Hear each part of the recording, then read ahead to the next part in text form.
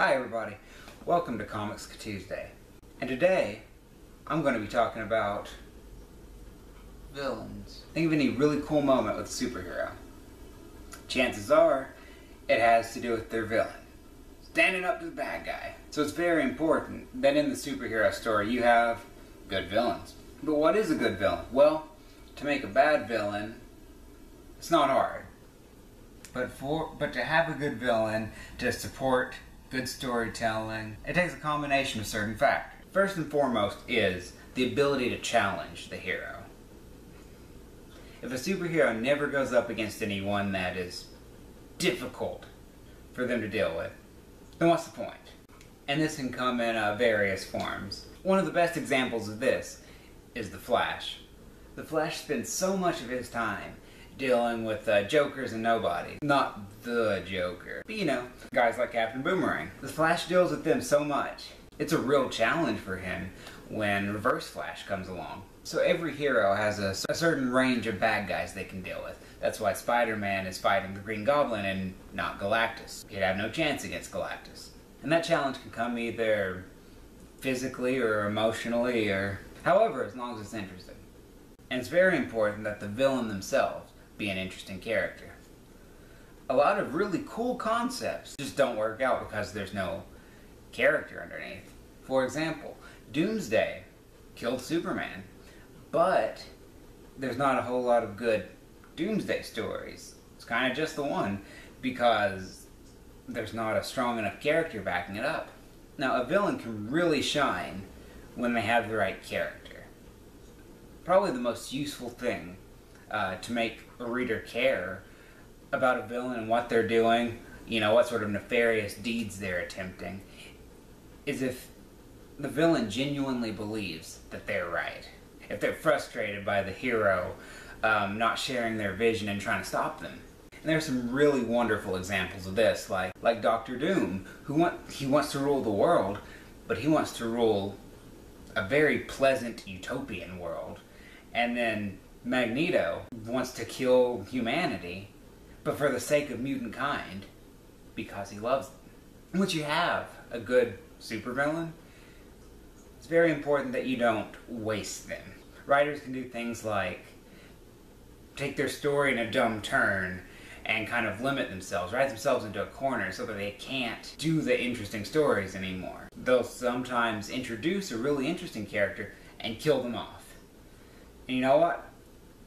If they were a really interesting character to begin with, killing them off is going to be a bad idea because they're not going to stay dead in, you know, comic books. Quite possibly the best way to make a villain very compelling is if they challenge or mirror the hero in a very specific way. A lot of the greatest villains are counter to the hero themselves in very specific ways. Batman, the world's greatest detective, takes down his bad guys by figuring them out, getting in their heads, understanding them, and how they work. The Joker is his ultimate nemesis because the Joker cannot be understood. The Joker does not have reason as Batman understands it. The Flash is very kind and generous, always putting others before himself. But in Reverse Flash, you have Eobard Thawne, who is very self-serving and looking for vengeance, and well, you could say that he's the reverse of the Flash. And let's not forget Superman. Out of all the bad guys that he has, some of the strongest, most threatening villains out there, the one that's always going to be a challenge for him is Lex Luthor, who is just a man, a mere mortal, but is threatening the mightiest hero on Earth. And a surefire, clear way to mark how effective a villain is their dark deeds. A good villain is going to bring pain and grief to the hero. And this can take a lot of forms. So to kind of show this, I'm going to be talking about Spider-Man's villains. Spider-Man quite possibly has the best set of villains out there. And it's primarily for this reason. Take a look through his list, a lot of them have taken something from him. You have the Green Goblin, killed Gwen Stacy. You have Carnage, seriously makes Spider-Man question his reluctance to kill his bad guys. Dr. Octopus defeated and killed Peter Parker, taking over as Spider-Man. And Joe Quesada. Oh, hold on. No, I'm sorry. I mean, Mephisto took away Spider-Man's marriage. Good villains provide good stories. So finally, one of the best ways to provide a good story is to make it memorable. There are a lot of villains that have some interesting twist on their villainry that really makes them stand out to me. Dr. Doom to Mr. Fantastic. Dr. Doom, for the most part, is the kind of guy that Reed Richards could be best friends with, because Reed Richards gets along really well with Iron Man, and Dr. Doom is just an evil Iron Man. And how evil is very questionable. Sometimes when Mr. Fantastic is really trying to bring him down, it makes you wonder, would it be bad if Doom ruled the world?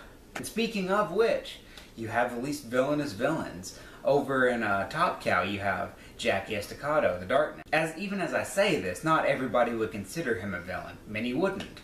And for good reason. But the fact is, he bonded with and contains darkness, evil, personified. And what's really so interesting is with all of the dark power, the ability to go wreak havoc and destruction and murder and swamp ass. All he does is he looks out for himself. He holds a grudge. He's selfish. But he's very not menacing to the world at large. He's even willing to stop and help out innocent people. So you've got evil incarnate, not actually looking to hurt anybody. It's super interesting. And as I mentioned before, you have Magneto, waging war against humankind for mutants. He's doing what he feels is the only option. And that ultimately comes to a head when he turns face, joins the X-Men, decides that mutant kind can coexist with humans. And if you're not going to twist it some way or another, you might as well make your villain really, really evil. Some of the best villains are just straightforward. If you're reading the story and you're just almost distracted by how much you hate this villain, well, they're probably a good villain. That's what I feel makes for a good bad guy. Because when they have a mixture of these factors, you can do so much with them. You can have the hero be very challenged to come out victorious. You can have the bad guy win and it be a sad type story. You can have the hero and a villain team up for the greater good. In the hands of a talented writer, a well-established villain can be one of the most interesting parts of a story. But that's just about it for this week. And so it's time for the viewer question of the week, which is, what's your favorite instance of superheroes fighting each other? Mine is Avengers vs. X-Men. Because after all these years, if they're going to do it, if Marvel's two biggest teams are going to go head to head, this is the way to do it. There's so many fights. It goes on forever, but it's interesting the whole way. So, leave it down in the comments. Favorite superhero versus superhero. And don't forget to like this video and subscribe to my channel. Come back next time for Comics Tuesday. On the next Comics Tuesday, does Iron Man get enough iron in his diet? We'll find out. Thanks for watching.